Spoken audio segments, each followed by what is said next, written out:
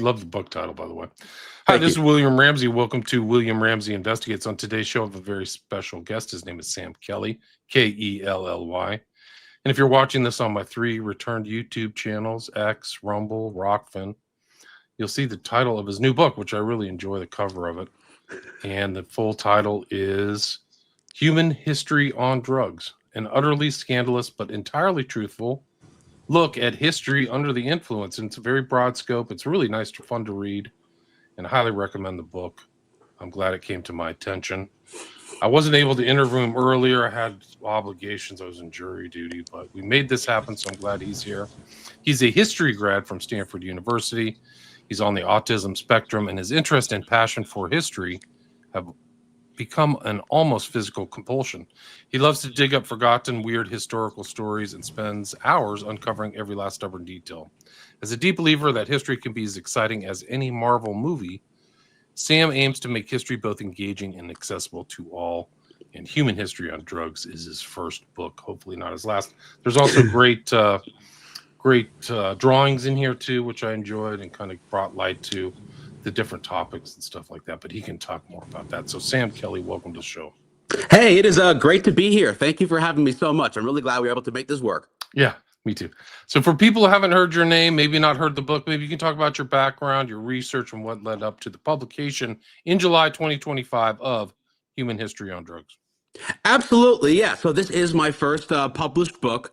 I'd only had a few. I had a few things published in various sort of like little online magazines, and I'd had one thing published in my alumni magazine, and of course I had a TikTok prior to this that was sort of a launching pad to see if people were interested in these ideas, and the response turned it out to be.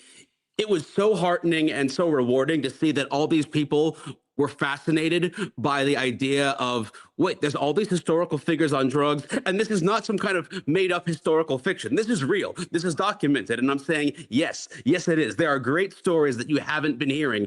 And so the success of the TikTok was able to, I was able to leverage that and actually getting a book deal. And now the book is out. And so this has been, I've been researching and looking this stuff up for like it was almost like a 7-year process. So this is a work of a long time, and it's a labor of love. And I'm super happy that it's out there and people are buying it and appreciating it. Yeah. So your TikTok, so would you have a different format than in the TikTok? Were you doing small video bits, or were you doing reading from historical texts? Oh, it was very much like a short, punchy type thing. I would try and do like, relatively brief, like a half minute to a minute, sort of.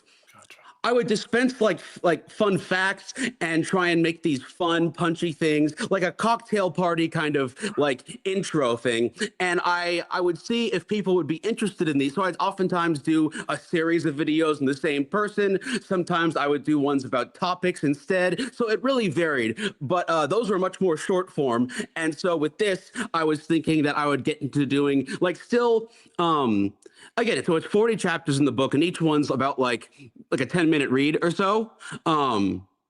So it definitely has sort of like an anthology of different things, but this is more long form, obviously, because each chapter is like 3 to 5 pages, so it's. Were you surprised at how many people in history were on drugs? How many um famous people? well, I mean, yes and no. I guess it was. I always had this sense that there had to be a lot more than what you hear in a conventional classroom, but that people simply either they weren't aware or they felt like they weren't allowed to talk about those things in classrooms, which obviously there's always controversy over what's taught in schools right now. And so I can understand why a lot of people maybe didn't bring it up in a formal educational context. But in doing my own reading outside what I learned in class, there were so many amazing stories, and I just kept finding them. And I thought, I bet this is just scraping the surface. I bet if I dig deep, I can find so many more fascinating stories that are actually documented about all these people. And it turns out that I was completely correct, that I just had to dig deep and put it all together. But it was all the pieces were there. I just had to assemble them into this mosaic.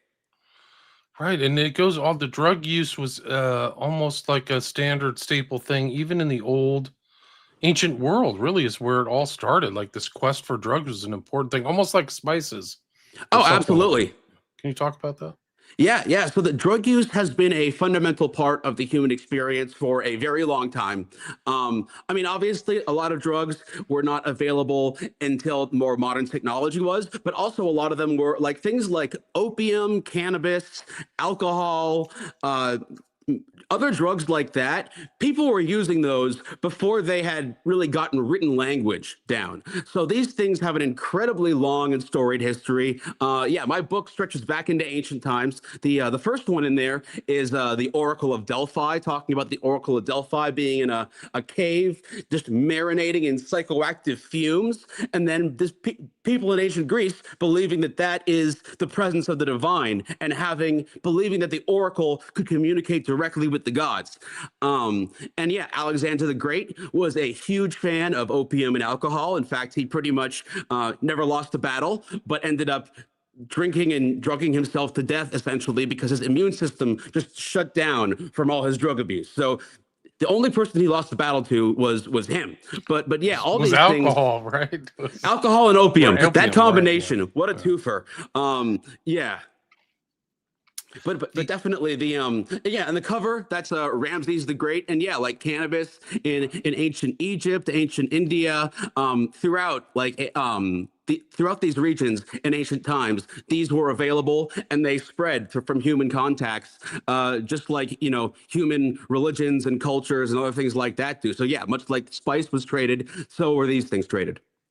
but it's interesting because even in our modern times, they say that we use drugs to enter a elevated state or a happiness state or to reach the divine. Like that was kind of the big thing with you mentioned Leary in this book. Yeah, But that was yeah, kind of absolutely, they were doing it in the ancient world too, right? So it's nothing's absolutely. new under the sun, so to speak. Precisely, precisely. Yeah, obviously. I mean, nowadays we're much more aware of things like ayahuasca or psilocybin mushrooms or other things that indigenous Americans have used since ancient times. But those were not the only things. People in different parts of the world, everyone from shamans in Siberia were using Amanita muscaria mushrooms, a lot nastier than psilocybin, more likely to cause really unpleasant convulsions, other horrible side effects. But those people were using that in order to commune with the gods. People in all sorts of parts of the world would ingest these ritual substances. People in ancient Greece, there was a thing called the Eleusinian Mysteries where they consumed stuff like that. So yeah, this is a well-known thing from the ancient world that later efforts to create a moral panic about drugs, they don't like talking about it because it shows that no, this is not a new thing. This is as old as people being people.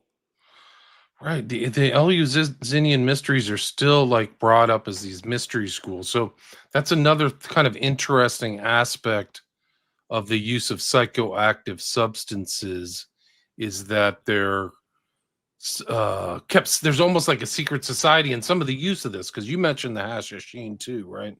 Yes, Can you, absolutely. can you talk about them? Yeah, so the Hashashin were a so they start out as they're an Islamic religious sect, and they're in a time where there is tremendous internecine warfare, and so they are working to actively assassinate their. That's where the word assassin comes from, right? But so they're a group of very dedicated religious people who want to remove their religious enemies, and they have the unique sort of sacrament of the way that they are introduced into into this religious killer brotherhood is that they are brought to the palace of their leader, of the leader of the Hashashin Guild. And so It's they, Hassan Isabah, right? yeah, Yeah. yeah, Hassani Sabah. And so he has this whole underground grotto set up, sort of a secret garden. And so he has all the guys consume hashish and they get really high. They pass out and he has them taken to his secret garden. So they wake up and they see this beauty and splendor, and there's attractive women there, and there's good food, and it seems like a vision of paradise, but it's on earth. And so he says, this is the kind of glory that can come to you if you are faithful and true and absolutely devoted to my movement. But that's only if now just and so he'd have them take some more, they pass out again, and then he brings them back. And they're thinking, what was that glorious? How did that happen? And he says, that is a preview of paradise, and that is where you will go if you follow my words exactly. And it turns out to be very successful. And so he has a small but dedicated group of very religious, very cannabis enthused individuals who they are absolutely loyal. And so some people might think, oh, how is it that like they're being good at stealthy assassinations if they're high? They're not really doing stealthy stuff. They are so loyal that they are willing to just run up and assassinate their enemies, knowing they'll probably be killed afterwards because they believe they've already seen a vision of the paradise that is to come. Right. And this is recorded stuff like the Hashashin apparently gave a lot of the Crusaders a hard time. Like, Oh yeah, no, they were very effective against their opponents in large part because they didn't have that fear of death. There's a widely told story where an opponent of Hassani Sabah is saying, I have so many more men than you. Why is it that I shouldn't just march on you and defeat you? And he tells one of his men, go jump off that building right there. And the guy just turns around and does it immediately. And Sabah says, my men are absolutely loyal and they believe in a higher cause. Like, can your men claim the same? And so this is a thing that is very potent for them. And honestly, their movement isn't really completely wiped out until the Mongols sack the whole region. wow, that's interesting. I wasn't aware of that. But it's still there's still reference to this day, like the Hashashin, and we use that term just like you said. Oh yeah, Like that's that's a, the it's like the hashish. Yeah. yeah, the hashish consumption. They get the term of these hashish eaters, so like hashashi, and so it becomes mutated by different languages, and so the Europeans adopt the word as assassin. Right. I mean, it's really incredible how many of these people use opium or an opiate derivative or something like that, or a cocaine derivative. I mean, so many of our uh, known artists and like philosophers and psychologists were almost like junkie level type stuff. Like Freud Oh was. yeah. Yeah. Can you talk about that? Oh yeah, absolutely. So and that was actually one of the big inspirations for my book because like most people in college, I took a psychology class. I took psychology 101, and so it's like this is really fascinating stuff.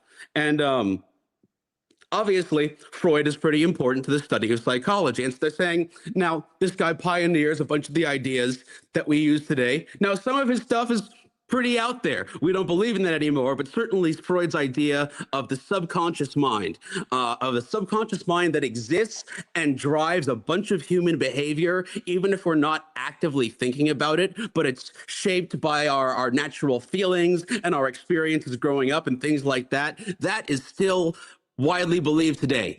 But he has the same confidence in things like penis envy and the Oedipus complex and the Electra complex and other things that just seem absolutely insane.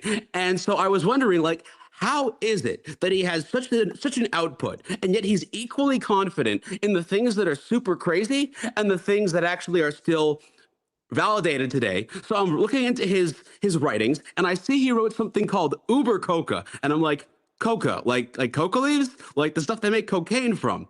And so I read into it, and he's written this. It is basically this glorifying ode to to cocaine. He is just talking about how he thinks it's a wonder drug. He claims that it's not addictive. He believes that it can be used to treat all kinds of diseases.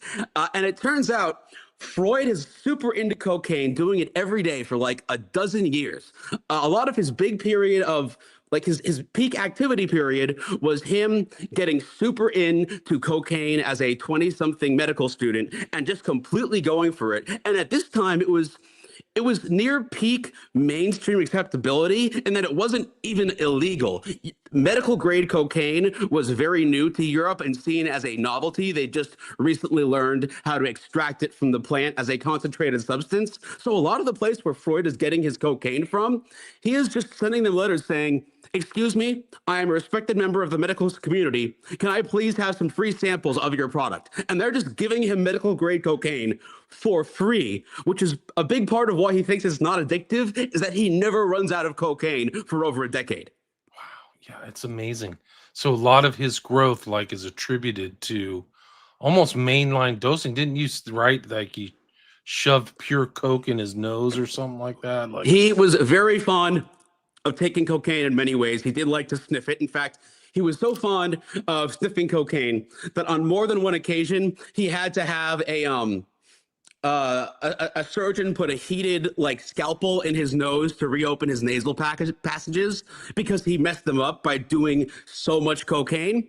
And he also believed that was beneficial to other people. So at one point, he had, I think, a patient of his. He had them pack their nasal cavity with cocaine until it like partially collapsed, and somehow that didn't make him think, well, maybe this is a bad idea. He's right? like, maybe I just did it wrong in this case. I'm sure that if we just get the balance right, it'll work the next time, you know? It was a So cure-all. Like, that was it. Hey, you that can was his just smoke. belief. Miserable, depressed, coke, baby. He's That almost was, like a drug dealer. That's an aspect of his thought. It's really amazing when you think yeah, about no, it. he was just downright in love with cocaine and he would not hear many of the actually true negative things that it can do because he actually believed that he could that cocaine, because again he thought that it wasn't addictive. He thought Right. that cocaine could be used to treat heroin addiction, or morphine addiction rather. He believed that you could treat morphine and opium addiction by having someone switch to doing massive amounts of cocaine and then discontinuing it suddenly. When he actually tried this on one of his patients, the guy had a psychotic break and committed suicide not long after. But again, he still seemed to believe that you could use cocaine to treat addiction to other drugs. It's just wacky, just like the kind of crank medicine and crank stuff that was really out there. And Oh yeah. it's really a part of our political history. You have to see drugs, like they say the secret drug trade today is huge, but like, you wrote that Queen Victoria is one of the biggest drug dealers of all time. A lot of people may not know that. Can you talk about that? Absolutely. So yeah, so Queen Victoria had, before her, the British Empire was already growing and selling opium. I mean, they'd gotten control of most of India, and India proved to be an excellent place for them to cultivate opium.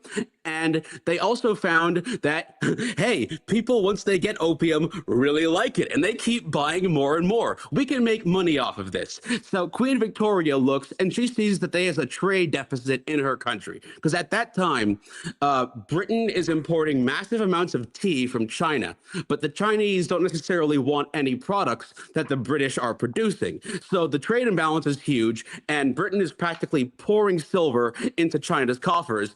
And Queen Victoria decides, well, I am going to change the balance of trade. What is something that I know people will want to buy more and more of? And she decides, we got these big reserves of opium in India. I'm going to sell them to people in China. And it turns out to be a big hit in China, like way too big of a hit. And opium is already illegal and frowned upon in China, but it wasn't as big of a thing then. So it soon became an epidemic where Britain is now making money hand over fist. They've reversed the trade imbalance, and now China has a massive and growing population of addicts, and it's getting worse. So the Chinese government is saying, like, do not do this. Stop selling illegal drugs in our country. And Queen Victoria is like, what are you going to do? Make me? And so eventually, one of the Chinese officials, he seizes a large ship full of opium and dumps all of the product in the water. And Queen Victoria is so absolutely furious, she declares war. And Britain ends up fighting two wars with China over Britain basically demanding the right to sell opium freely there. And that's where British control of Hong Kong, a lot of the foreign imperialism that creates like what China calls their century of dishonor, where foreign powers are able to carve out big chunks of the country and have more influence. An entire era of Chinese history is basically shaped by the British trying to force them to allow opium sales there. And at its peak, opium sales are probably, I think, maybe 15 to 20% of the entire British Empire. Wow. I mean, it's incredible. And it even reached into the US. Like, Oh, I yeah. think the guy who started Yale made money off opium trading and Oh, really, yeah. Yeah, certainly at that period in time, it was just it wasn't until, I mean, even up until about like the mid 19th century, opium was very widely available in Britain. A lot of Victorian artists were hopelessly addicted to it. Like in my book, Samuel Taylor Coleridge, writer of, the Rime of the Ancient Mariner and Kubla Khan, he was a massive opium addict. And yet he also helped. Poe, you do. I don't think you have a section on Poe, but Poe was a laudanum. I thought you had a picture of laudanum use, like he Yes, was that early. absolutely. Yeah, yeah. So laudanum is it used to be like this wonder drug where in the 19th century they had this stuff where it was opium suspended in alcohol. So it's like a drinkable form of opium that you can consume, basically sort of like the cough syrup of its day, but it packs one hell of a kick. And so the bottle would often have the dosage size given in drops, but because it was again up until there was the Pharmacy Act in Britain and certain later laws in the U.S. But for much of the 19th century, you could just walk into not even a pharmacy, but like a corner store, a pool hall, a barber shop, wherever, and buy opium in alcohol over the counter without a prescription. And so a lot of people who were supposed to be taking drops would just throw back whole bottles.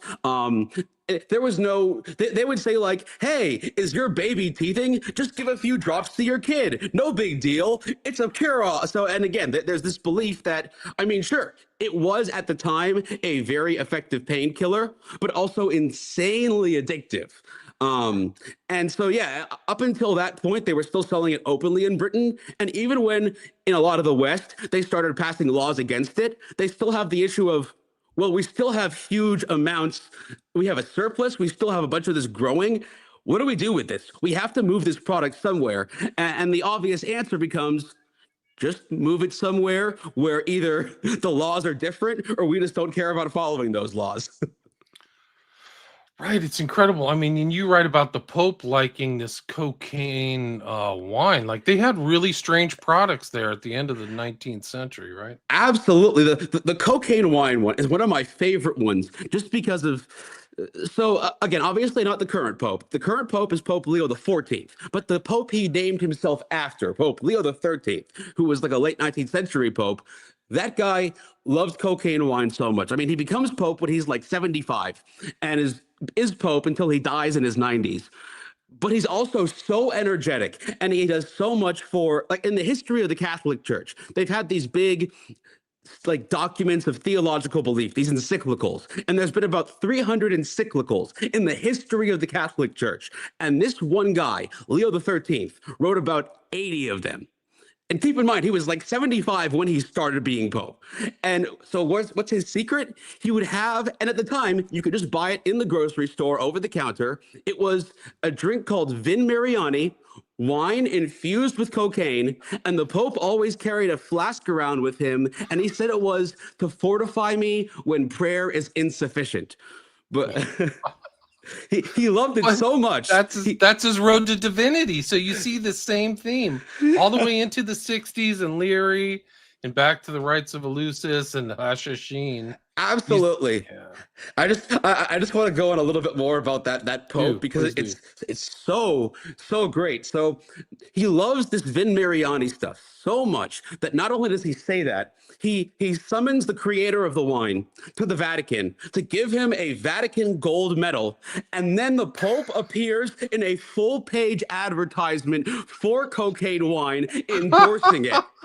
And That's great. That ad, you can see it in my book. That's real. That is Wow. totally real. And this Wow. same stuff, he was not the only celebrity or head of state who liked this stuff because Ulysses S. Grant drank it. Queen Victoria was also known to drink it. That's the funny thing. Queen Victoria liked selling opium to other people, but she herself liked some cocaine-infused wine, some cocaine chewing gum. She was more of a cocaine gal. And Thomas Edison did that stuff. Right. That's so wild. The other thing that's interesting about the opium wars is that it's almost like a cycle of drug use because you have to see tea as kind of a intoxicant too. It may not be a serious one, but it should be categorized as some type of like I said, stimulant. It's a Oh no, stimulant. it absolutely is. I mean, certainly caffeine is a drug. I just again in my book I make it pretty clear that like while caffeine and stuff like that are very much drugs, caffeine is so relatively mild and so commonplace that it'd be like if I just talk about anyone who drinks tea, it feels kind of like they're am I really getting but absolutely no, tea in itself is a fairly low key, and it's much more psychologically than physically addictive, but it's definitely a drug of sorts. I mean, sugar really is a drug of sorts. Well, that's true. Good point.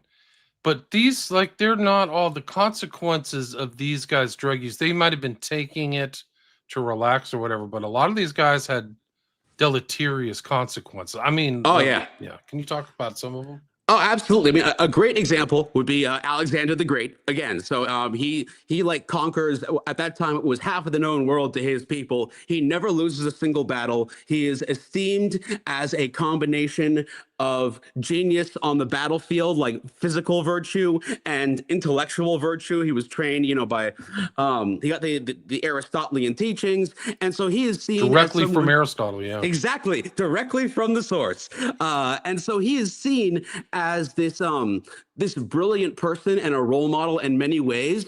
But again, because he had such an addiction to alcohol and to opium, because even if you don't lose a battle, you're going to get banged up from fighting in that many of them, and so it makes sense why he started using the opium. But then he gets hooked on it. And as for alcohol, the guy was just a party animal. He was never he could never get enough. He was always wanting to conquer more. He had a very extensive libido. He liked, pretty ladies, handsome men.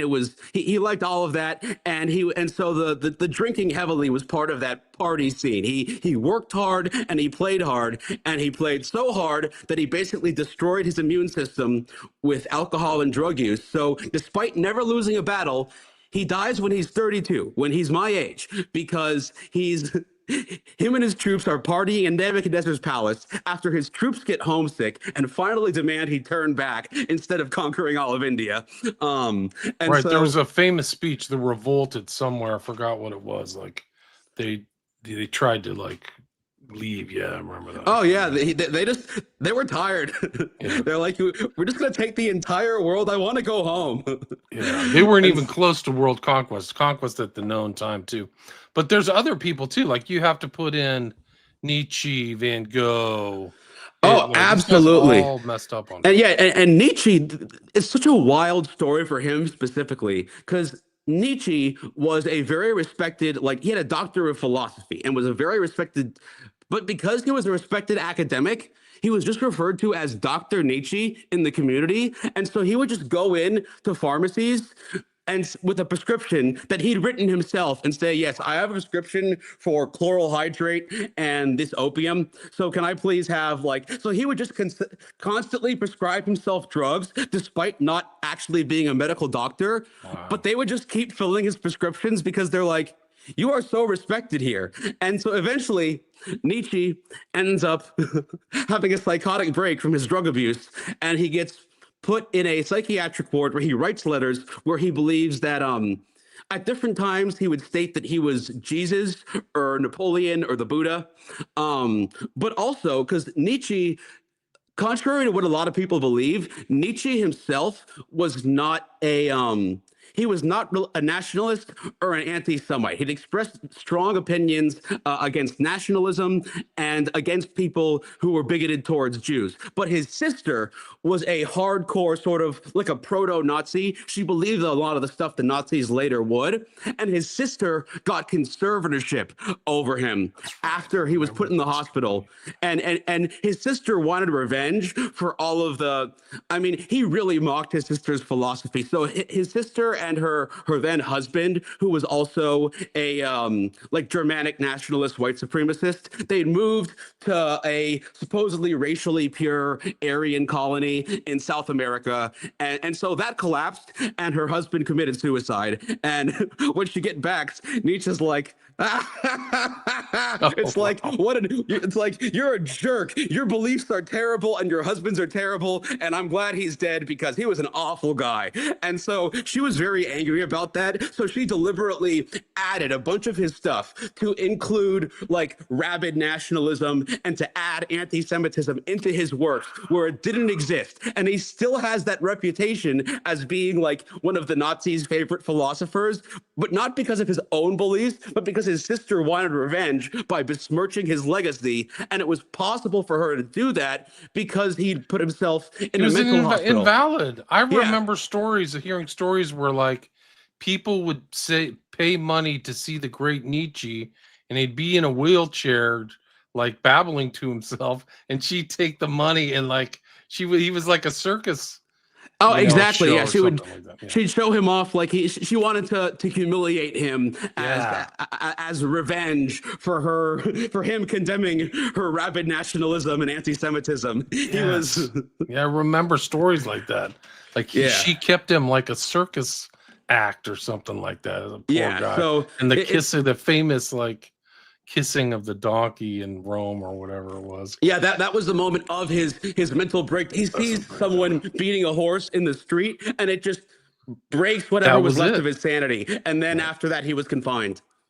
Right. And it's like that with Dick. Like, I mean, these things are so present. Like, even the opium wars, they're happening today under it's just a different drug. Oh Fentanyl is yeah. really a modern opium war. Oh, exactly, exactly. It's a different type of that, but at the same time, it's like the fentanyl has just these weird chemical stuff. Like for opium, at least you needed actual plants to grow it from, whereas fentanyl you can just make out of random crap that you buy from some not you, obviously. People should not make fentanyl, but Right. Right. but those who make fentanyl can make it out of random chemicals they get from sketchy suppliers in all sorts of countries. So it's definitely and certainly it's smaller, it's more compact. So it's like a different, it's like a weird evolution, but not in a good way. Yeah, but it is interesting that these breaks and these people break. I mean, Hitler seems like he broke, and so did Philip K. Dick, all the way to a lot of people came out the other end of some of these human history on drugs, not in a good way. Like, I mean, Yeah. I'm not an advocate of addiction in any Oh way, shape, or yeah. form. Yeah, yeah. Yeah, no, definitely. That was part of the vibe that I wanted to show a huge range of different stories. Like some people in the book have relatively benign effects, or they even feel like it enhanced their work. But obviously, plenty of others it destroyed their lives, drove them insane, broke their potential. It did. So it's a huge, and I don't want to send the message overall that drugs are inherently good or bad. I feel like my sense that I got while writing it, and the one that I wanted to convey to others was that drugs are more like tools. A tool doesn't have to be inherently good or bad. So a chainsaw and a butter knife are tools, but Right. obviously it's a lot easier to mess someone up with a chainsaw than it is with a butter knife. But that doesn't mean they don't both have legitimate purposes. So I Right. think that awareness and being educated about these things is very important. And again, I wouldn't be an advocate for like let's just legalize everything, but Right. certainly I think there's a lot of nuance here, and so it's important to focus on these different reactions. I think these are cautionary tales too. Some of them are like there Many of clearly them are, are yes. people like if you read the section on Philip K. Dick, I had no idea he gobbled that much meth, but Oh yeah. like incredible. I mean, there's no. I'm not surprised he had some kind of break, but Oh no, in just yeah, realizing that he had like so for the listeners there, you know how on Halloween they'll have like big bowls of like candies out, like M&Ms and stuff like that. He just had a big bowl of amphetamines in his kitchen, and he would just like take a handful of them and pop them, and he'd write cranked out of his mind, and so it got a lot of his work churned out there. But then if you look at the actual themes in his work, which again it inspires so much brilliant science fiction, but like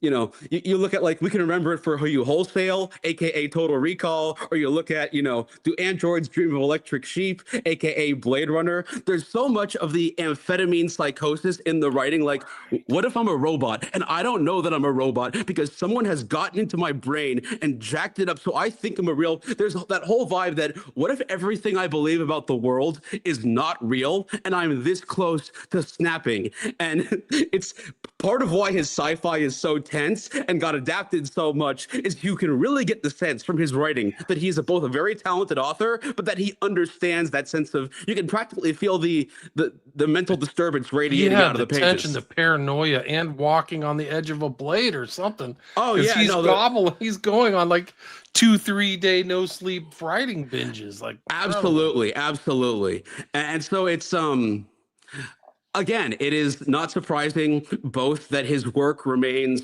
very well respected, and a lot of it seems even more prescient than it is. At the same time, he also had 5 failed marriages and died a premature death because his pancreas stopped working from massive drug abuse. At And so, 52, right? So yeah, 52, he's gone, and I mean, he just burnt it out. Like it's just yeah. incredible. And that even that section had a lot of other writers who would do Speed, Ayn Rand, and other people. Like Oh yeah, that's Ayn a Rand yeah. very much was a fan of Speed. Dalton Trumbull, all kinds of different writers would use it for different reasons. I mostly, I was sort of. He could had the of all those authors, he had the most terrifyingly large consumption. Like just the sheer Yeah. volume. I don't understand how it didn't kill him much earlier than it did. Right. Right. It's really unnerving. Like Oh that yeah, was his dedication, not to food, but to writing and meth. yeah. That was it. Like you live and eat cat food or something like that. Oh I yeah, and gotta it was a brutal cycle because it's like, well, so he's like, well, I had all these issues with paranoia and anxiety, so I dropped out of school. So now I got to support myself. I love sci-fi, but it doesn't pay that much, so I have to write a lot of sci-fi. What will help me write a lot of sci-fi? I can do amphetamines and crank it out, but then the amphetamine habit gets more and more expensive, so he has to keep doing amphetamines to write more sci-fi, to pay for the amphetamines to write more sci-fi. it's like a Scanner Darkly. It's a big cyclical use, right? Like Absolutely. I it's mean, so so thing. much of that book was like, that book was partly autobiographical. He fictionalized a lot of elements, but a lot of the stuff about like living in a house where there's just addicts kind of coming and going, and this sense of your life is falling apart and not knowing what reality is, all of that was written from mostly from experience. Yeah, no, it's incredible. Incredible stuff. Well, before we wrap it up, we're at the 35-minute mark. Maybe you can talk about Alexander Shulgin. I don't think a lot of people are aware of that story of this kind of modern maker of psychedelics, right? Yes, yes, Shulgin, such a fascinating story. So Shulgin is a guy who comes up in the middle of the 20th century, and so he gets his start working for Dow Chemical. He creates the first biodegradable not fertilizer, but you know, like the first biodegradable pesticide, I think it was. And so he is considered to be a chemical genius. And so Dow Chemical says after this, we will let you work on whatever field you want. And he's like, you know, there's this new field of these like psychedelic drugs. I want to work in that. And at the time, there isn't quite the moral panic yet. So he starts working on that. But he's a big believer in radical scientific transparency. So he tells other people what his methods are for making this. He creates a psychedelic amphetamine. He tells a guy, and that guy tells the Hells Angels what the recipe is. And so then the Hells Angels end up selling pills of a drug he made to a bunch of hippies at a counterculture event. There's a bunch of people at the Human Being doing his psychedelic amphetamine. Some of them freak out. And once they find out that he's made this drug that has been adapted by motorcycle gangs and sold to hippies, Dow Chemical says, we're sorry, man. Like, we love you, but we have to let you go. So he becomes this private scientist, but because he is so skilled at, he has both this acumen for creating. So he ends up in his lifetime creating over 230 psychedelic drugs, like creating them, which is astounding, and popularizing other ones. Like he didn't create MDMA, but he was one of the people to bring MDMA to the attention of both the medical community and to inadvertently, but because of his belief in just telling anyone who wanted to know about the drugs.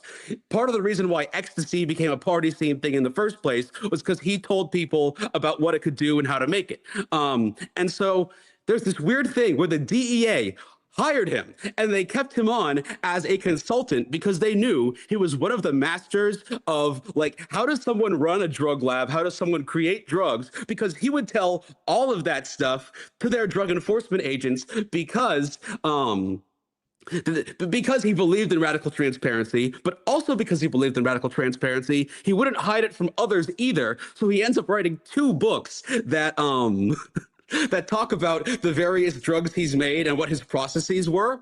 And I think eventually for most of his life, he kept his medical research license to keep working in a lab and keep making new substances. But eventually, it became his job at the DEA became iffy after he would brief a lot of agents on how drugs are made, and then they would do drug busts and find his books as like the study materials that the drug makers were using. He was teaching both the drug enforcement officers and the drug creators. Wow, that talk about Philip K. Dick. Wow, holy smokes. Yeah. I didn't know that. I actually had a guy who wrote a book about Picard.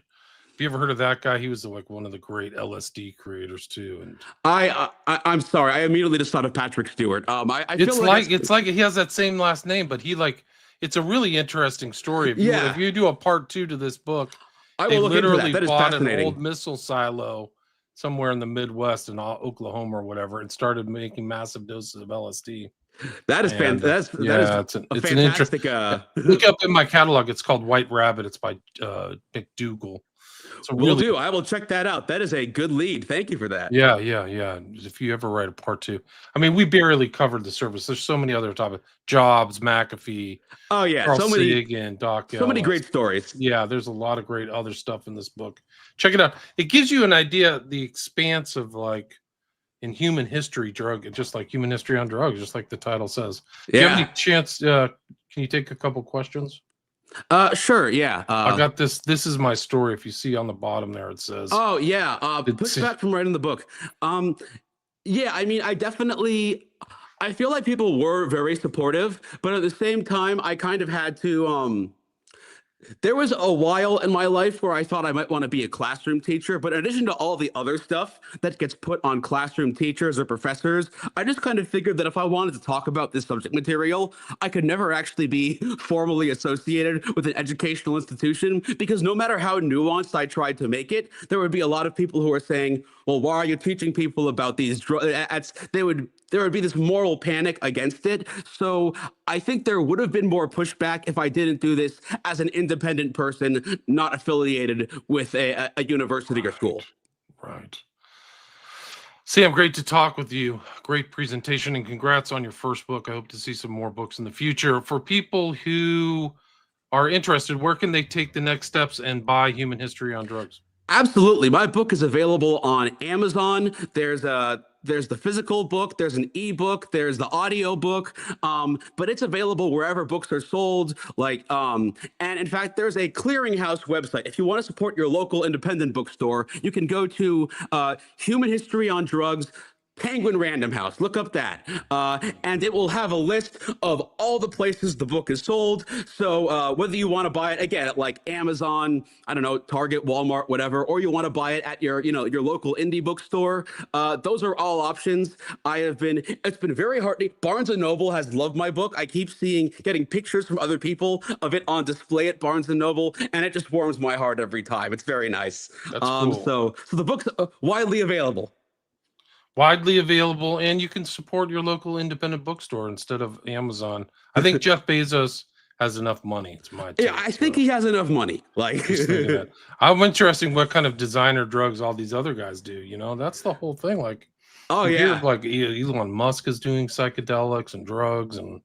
Oh yeah, I don't want to make any disparaging claims that will get me sued by any wealthy, still living people, but many tech persons whose identities I will not hint about many of these guys are fond of these novel sort of. There's designer drugs, there's like analog substances, and a lot of these guys have also gotten into the more unconventional, like psychedelics that used to be considered just like anesthetic, like ketamine and stuff like that. Right, that's had like a resurgence. Again, microdosing, macrodosing, like just like really kind of psychonaut type stuff, Oh, absolutely. Yeah, a lot of these guys are real into the whole sort of like almost like an Epicurean desire to experience all these things. Yeah, it's really well said. That's really well said, especially like the Bay Area. That's where Shulgin was. A lot of these guys are Bay Area centered. I think. Yeah, that's where the Grateful Dead came from. Yeah. Yeah, Dick was in the North Bay. Anyway, great to talk with you. And I think you said at the outset when we were talking, you have an active TikTok channel and I'm on Instagram. TikTok and Instagram. Yeah, on TikTok, it's Human History on Dergs, because apparently you can't say drugs if it's spelled correctly, but magically it will become. I guess they think if you spell it correctly, people will want to do drugs, but if you don't, they'll be like, "Oh, well, now we see what drugs have done to you." But so it's Human History on Dergs on TikTok, and on Instagram it's Human History on Drugs, because they just didn't care enough to be like, like, I'm obviously not selling any substances. Right. I am trying to. The way I see it, my book is a gateway drug to learning and awareness, not to Yes. drug use. Totally agree with you. It's also there's cautionary tales in here. Some of these Oh, people did absolutely, not yeah. end up well, so it's not like, guys, this is the gateway to the divinity. Some of these people did not. They ended up in the gutter, guys. Oh So- yeah, no, I'm not like cheerleading for drugs. I'm not trying to demonize drugs. I'm trying to present this image of people have used drugs for all these reasons, and there's been a huge spectrum of different results they've had. But I think the most interesting thing is that's I mean, the most valuable thing is how fascinating and how much we can learn from others' experiences, and just how good the stories are. Very well said. Great way to end it. Thanks for joining the show. Again, it's Sam Kelly, Kelly. And the full title of the book is Human History on Drugs, an utterly scandalous but entirely truthful look at history under the influence, just published 2025. Thanks so much for your time. Thank you so much for having me. All right, stay there. Stay there.